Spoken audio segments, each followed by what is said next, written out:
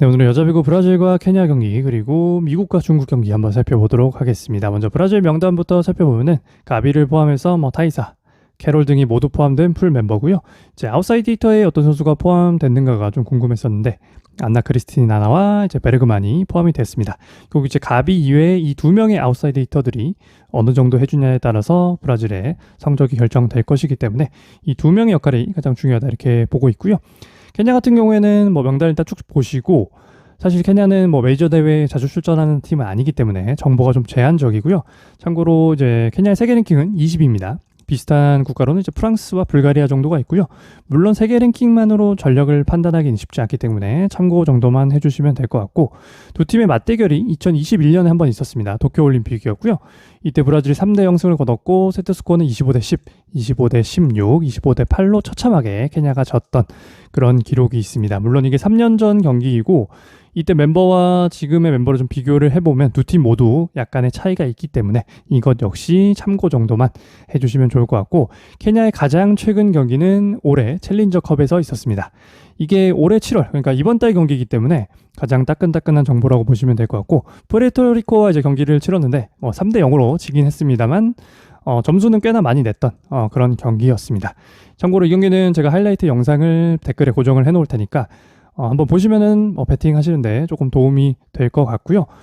케냐 같은 경우는 이제 이전에는 이제 춘바라는 선수, 이 선수가 에이스 역할을 했었는데 이번 명단을 보니까 이제 대기 명단에 포함이 되어 있고 실제 명단에는 포함이 되어 있지 않습니다. 그래서 이 파멜라라는 선수가 아마 에이스 역할을 할 것 같고요. 이 선수는 이제 키가 172 정도고 전체적으로 케냐 선수들이 좀 신장이 작은 편입니다. 그래서 좀 쉽지 않은 승부가 될 것 같고요. 그리고 전체적으로 제가 살펴보니까 선수들이 좀 어린 편입니다. 20대 초중반 선수들이 많이 포함되어 있기 때문에 올림픽 경험은 없는 선수들이 굉장히 많다는 점에서 초반에는 조금 흔들릴 여지가 있지 않을까 이렇게 생각을 하고 있습니다. 이 경기는 제가 베팅라인에서는 제외를 했기 때문에 정보 정도만 참고를 해주시면 좋을 것 같고요. 다음 경기 이제 미국과 중국 경기 한번 살펴보도록 하겠습니다. 미국 역시 이제 폴터 세터를 포함해서 라손, 드루스, 톰슨, 워싱턴, 플럼머, 쿡, 오구보고, 워렌 선수들 전부 포함된 멤버고요. 중국 역시 에이스인 링잉을 포함해서 위안신 위에 그리고 공시앙위 이런 선수들이 이제 전부 포함된 풀 멤버라고 보시면 될 것 같습니다. 두 팀의 가장 최근 맞대결은 올해 VNL이었고요. 이때 중국이 3대 1승을 거뒀었습니다. 중국 같은 경우는 이제 풀 멤버였고요. 미국은 이제 폴터 세터를 제외하고 경기를 치렀다는 점 정도 참고해 주시면 좋을 것 같고, 최근 이 두 팀에 대해서 약간의 이제 개인적인 느낌을 말씀을 드리면은 미국 같은 경우에는 조금 공격력이 많이 떨어지지 않았나 이렇게 생각을 하고 있습니다.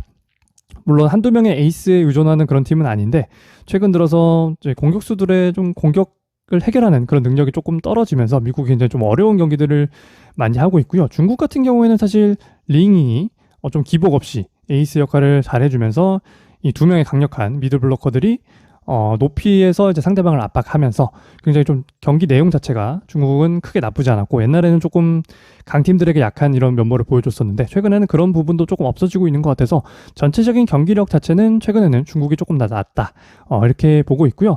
그러나 역시 미국을 무시할 수가 없는 게, 미국은 이제 도쿄올림픽에서 4강에서 세르비아를 3대 0으로 잡고 브라질을 결승에서 3대 0으로 잡으면서 이제 금메달을 차지를 했었고, 그 이후에 이제 메이저 대회인 세계선수권에서도 이제 4위를 기록을 했었고요.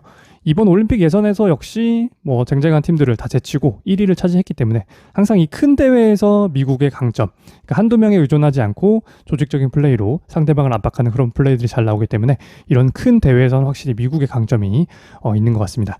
그래서 이 경기는 두 팀 모두 좀 강점이 있는 것 같아요. 미국은 이런 큰 대회에서의 강점이 항상 있는 팀이고 중국은 최근 경기력이 좀 올라오고 있는 추세이기 때문에 이 경기는 3대 0 승부의 가능성이 조금 떨어진다고 보고 있어서 오버 쪽이 가장 확률이 있지 않나 이렇게 생각을 하고 있습니다. 감사합니다.